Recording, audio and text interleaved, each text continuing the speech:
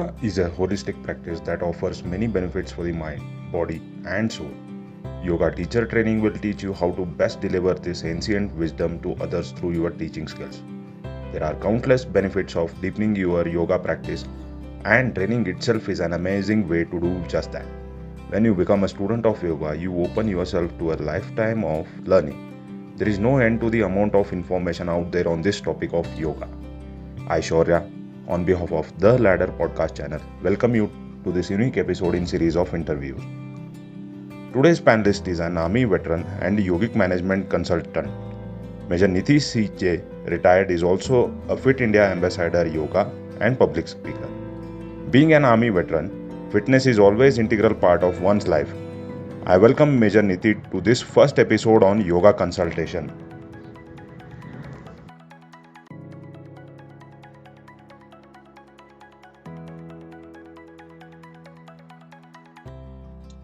A very warm welcome, ma'am. Shaurya, firstly, thank you so much for inviting me on your podcast. This is such a great initiative. I must compliment you and your team for this effort. Okay, amongst this all corporate role and already established job in a good company, how did you decide to be a yoga practitioner? Yeah, so I won't say I've been practicing. I mean, it will be too harsh and too unjust to all the yoga practitioners. But, in the army, you somehow get only little exposure to yoga. You don't have that much exposure. However, I met with I had an injury in 2018, and that's how my exposure to yoga started. And I incorporated it in my fitness regime along with running and squash. So that has been my association with yoga. So while I was working in corporate, and corporate lifestyles are very exhaustive, it does cause a lot of fatigue. And my role was really, exhaustive. I kind of had developed some digestive issues. So the health was taking a toll, especially because I got COVID in the second wave, and thereafter the health was taking a toll. And like many people who resort to yoga only when they have a challenge, or when they don't want to resort to medication too much, because it was already a month that I had been taking my medication, and my boss told me that, Nithi, I think so you need to just pause for some time. So it was that pause when I decided, okay, let me go ahead and do a yoga course. And that experience was really enriching for me. And I felt that, okay, so here I have something which I can give to the world, along with my military experience, coupled with it. It's going to be very, very interesting, very, very exclusive for whosoever comes to me, because problem solving is an intrinsic part of every yoga teacher's life, what I have observed so far.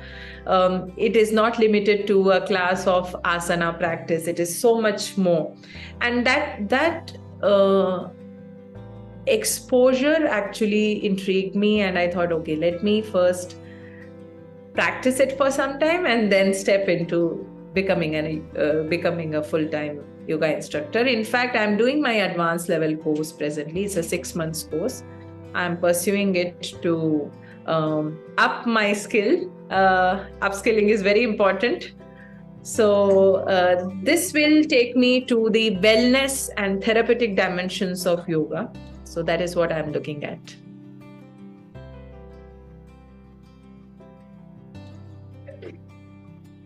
What is NIRA, and how did you conceptualize this idea of NIRA, ma'am?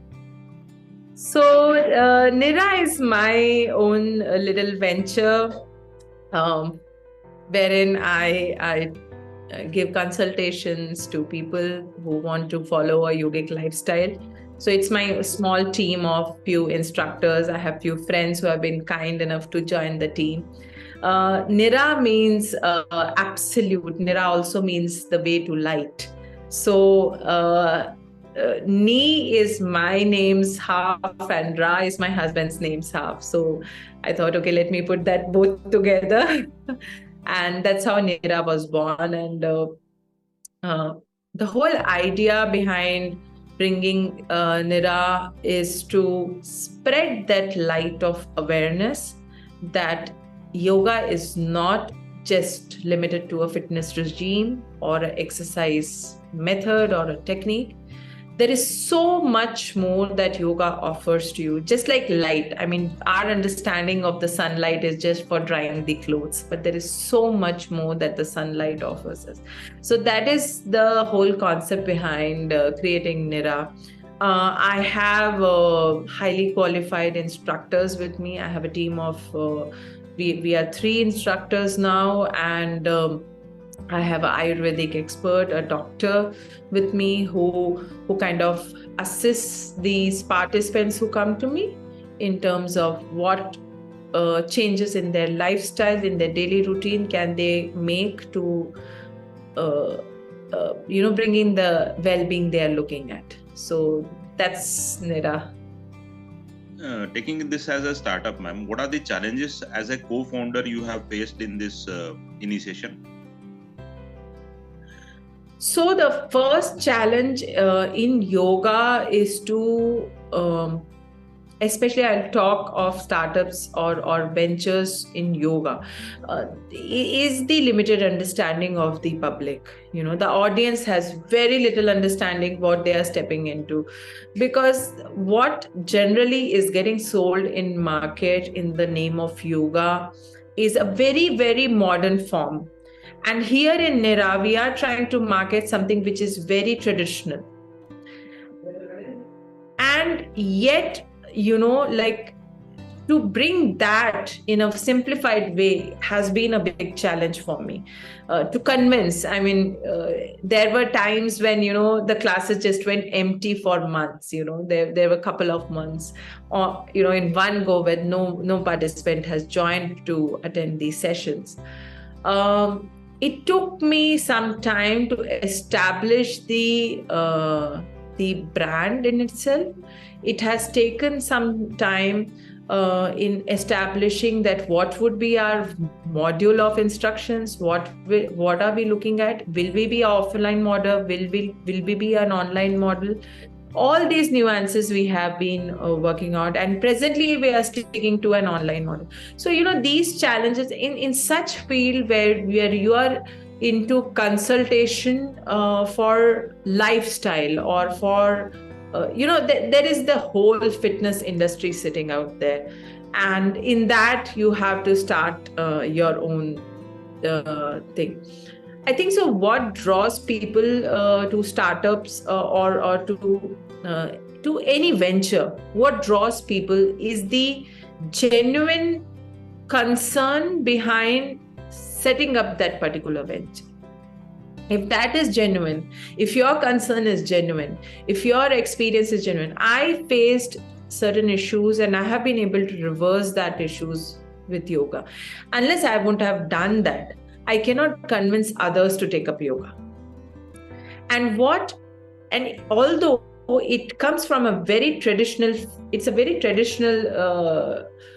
space, however, it demands a lot of depth, it demands constant research, it demands constant study of each practice you are doing. So that ways, I think so. My biggest challenge has been to set up that what will be our foundation, what will be the core values which will define what we are going to offer our clientele. Ma'am, please tell us about detailed certification that you have pursued for the yoga practitioner. So there are 2 simultaneous fields, of paths, or what we call learning paths. So one is somebody if wants to academically look into yoga, so they can go into the masters, the diploma, the PG diploma, and so on and so forth, PhD and all those stuff. What I have taken up is the certifications which are provided by the Yoga Certification Board, which comes under the Ayush Ministry. Now, Ayush Ministry has recognized certain yoga institutes as well as training centers to provide training and also conduct as in the exams. So they will conduct the exams. However, the external viva and all those things are taken up by the YCB invigilators or examiners. Okay, so Yoga Certification Board, this comes under Ayush Ministry, and I've already done the level 1, which is a 200 hours training, and then now I'm presently pursuing the level 2, which is 400 hours training. And like this, there is a level 3 and a level 4. So level 1 is protocol instructor, level 2 is wellness instructor, level 3 is yoga teacher, and level 4 one becomes a yoga master. So these are the laid down certifications by the Ayush Ministry. This is a parallel setup, and in fact, earlier we didn't have this kind of a certification. It's very recent that the Ayush Ministry has started this. Earlier, there was only the protocol instructor and probably some foundational certifications which were provided. However, after the International Day of Yoga, which has become popular, this picked up, and now Ayush Ministry holds MOUs with many countries, and they are providing. They have their certification boards established in these countries. It's like a representative board which takes up certifications on behalf of the Ayush Ministry, and they get the same. So there is something called as Yoga Alliance, Yoga Alliance, which is very famous, International Alliance for Yoga and Therapy. So it is a more of a US-based alliance, and they have been quite popular in this. So you will find many institutes which are giving registered yoga teacher, that kind of certifications. So the moment you see registered yoga teacher, these are people who have done certifications under the International Alliance for Yoga and Therapy. In India, however, we recognize the Yoga Certification Board by the Ayush Ministry. It definitely holds the upper hand over the other, international certifications. And the whole endeavor is to make India that base for yoga. After all, it is our tradition and our way of. It's a school of. India, so India should get that kind of a prominence in this, and I'm hopeful that we go to that level. Ma'am, apart from the armed forces background and these certifications, is there any skill specifically required for this yoga? Someone with the non-yoga background to be a yoga practitioner or a coach? I am a live example of that, Shaurya. I had zero background of this. I mean, my understanding of yoga were only those few therapeutic asanas that were told to me to be done so that I can, maintain a good health. I was